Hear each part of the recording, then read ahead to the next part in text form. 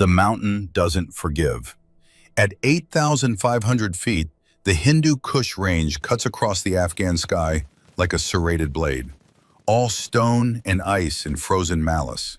The ridge is barely wide enough for a body to lie flat. That's exactly what she's doing. Kira Ashford is 24 years old. She hasn't slept in 68 hours. Her lips are cracked and bleeding.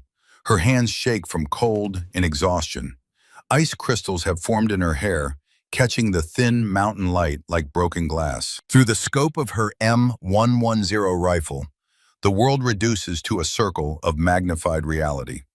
A window into hell, 1,300 meters below. The radio crackles, static, then a voice, strained, desperate. Phantom Overwatch, this is Viper 6. We are combat ineffective, surrounded. Estimate 200 plus Taliban, 3 wounded. We need immediate extraction. The voice belongs to a man she's never met, a Navy SEAL lieutenant commander named Jackson, 38 years old, father of 2. Right now, he's huddled in a rocky depression in the valley floor with 11 other men. They're about to die. Kira's voice is barely a whisper, calm as still water. Viper 6, this is Phantom. I have eyes on. Count your personnel. There's a pause, confusion in his reply. Phantom, who the hell are you? We have 12 souls, 3 wounded, surrounded by hostiles preparing to overrun our position. She doesn't let him finish. Her finger is already on the trigger. She's been watching the Taliban commander for the last 30 seconds. He's gesturing, organizing, preparing to send his fighters in for the kill. Range, 1,300 meters. Wind gusting crosswind, 18 miles per hour. Temperature, -2 Celsius. Barometric pressure falling. She does the math in 2 seconds. Breath in, breath out. Natural respiratory pause. The rifle cracks, sharp, precise. A sound that echoes off the mountain walls and disappears into the vast indifference of the sky. 1,300 meters away, the Taliban commander drops like a puppet with cut strings. Headshot, clean. The radio erupts. Contact! Sniper! Where the hell did that come from? Phantom, was that you? Where are you? Kira's voice doesn't change. Still calm, still quiet. Viper 6, you have 11 fighters remaining in immediate threat zone. Stay low. Keep quiet. I'll handle this. She doesn't wait for a response. She's already acquired the next target, another leader trying to rally the scattered fighters. Range, 1,200 meters. Wind shifting. Mirage dancing in the scope. Second shot, second kill. The Taliban are shouting now, spinning in circles, searching for a threat they cannot see. Their enemy is invisible, a ghost on the mountain, the voice of God. Kira Ashford will not sleep for the next 72 hours. She will not eat. She will drink the last of her water on hour 40 and spend the remaining 32 hours in stages of dehydration that will later require IV fluids and hospitalization.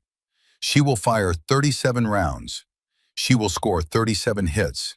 She will hold off more than 200 enemy fighters with nothing but a rifle, a scope, and a will that refuses to break. The wind picks up. It cuts through her combat uniform like a knife.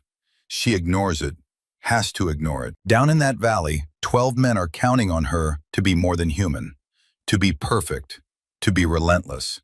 She can do that. She's been doing that since she was 17 years old, since the day she walked into a recruiting office in rural Montana and told the sergeant she wanted to shoot.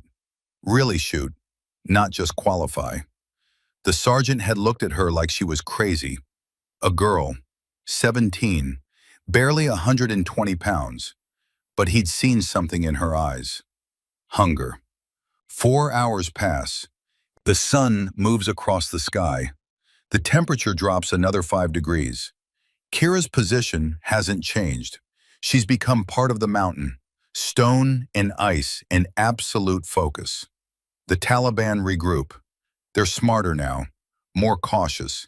They've learned that attacking openly means death. So they adapt. They move in small groups, use cover, try to flank the Americans trapped below. Kira adapts faster. Third kill, 1,400 meters. A fighter trying to set up a PKM machine gun behind a boulder. Fourth kill, 1,600 meters. A spotter with binoculars who thought he was far enough away to be safe. Fifth kill, 1,100 meters. A commander rallying troops for another assault. Each shot is a calculation.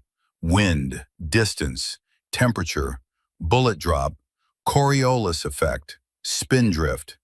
She runs the numbers in her head faster than most people can type them into a ballistic calculator. This is what 10,000 hours looks like. This is what mastery means.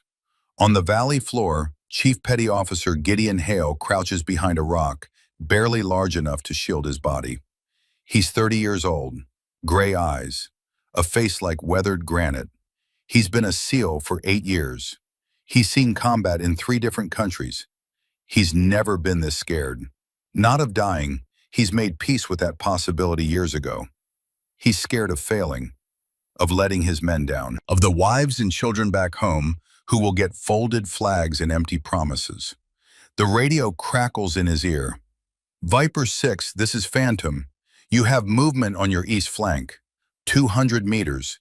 4 fighters with RPGs. Stay down, I'm engaging. Gideon looks east, sees nothing. The terrain is a maze of rocks and scrub brush. Then he hears it. Crack. The sound comes from somewhere above, somewhere impossibly far away. 3 seconds later, one of the Taliban fighters drops. The others scatter, abandoning their rocket-propelled grenades, running for their lives. East flank clear, the voice says. Still calm, still impossibly calm. Phantom, Gideon says, his voice rough. We owe you our lives. You owe me nothing, Viper 6. Just stay alive. That's an order. Gideon almost smiles. Almost. The voice on the radio sounds young, female, confident in a way that only comes from absolute competence. He's never heard anyone quite like her. He pulls out his binoculars, scans the ridgeline, looking for any sign of their guardian angel. There, a tiny glint of light, scope glass catching the sun, and something else, something moving in the wind.